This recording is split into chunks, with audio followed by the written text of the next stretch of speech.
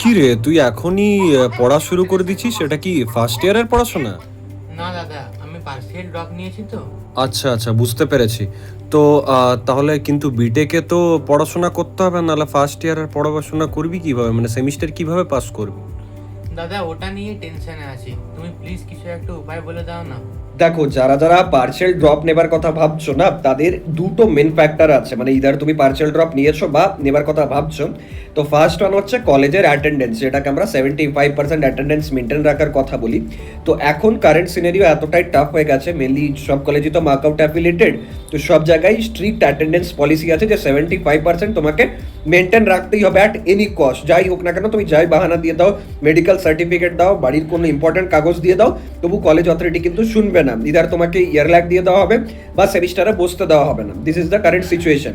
এবার সেকেন্ড ব্যাপার হচ্ছে যে সেমিস্টার এক্সামিনেশনে পাস করা বা সেমিস্টার এক্সামিনেশনে অ্যাটলিস্ট একটা ঠিকঠাক মার্কস আনা।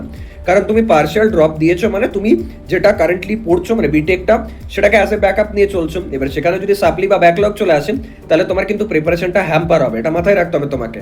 তাহলে তোমাকে কি করতে হচ্ছে, দুটো ব্যাপারে ভালোভাবে মানে ঠিকঠাকভাবে চালাতে হবে। এক হচ্ছে 75% অ্যাটেন্ডেন্স, সেকেন্ড ওয়ান হয়ে যাচ্ছে তোমার কলেজের যে পড়াশোনা বা কলেজের যে সেমিস্টার এক্সামিনেশন আছে সেটা।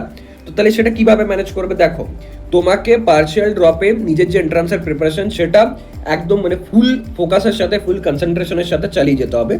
এবার সেমিস্টার এক্সামিনেশনের আগে যদি ওভারনাইট তুমি পড়ার চেষ্টা করো না, it would be very much difficult for you to pass semester examination. তুমি ডিরেক্টলি আমাদের অ্যাপে চলে আসো, সেখানে মার্কআউট কোর্সেস থেকে শুরু করে হলদিয়া, নারুলা প্রতিটা কোর্সই অ্যাভেলেবেল।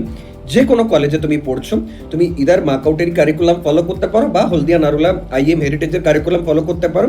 ওভারঅল সবারই সেম 80%, কিন্তু টপিক সেম আছে। সেখান থেকে কি করো না, ডেলি বেশি না, আধ ঘন্টা জাস্ট রিডিং পড়ো, আধ ঘন্টা।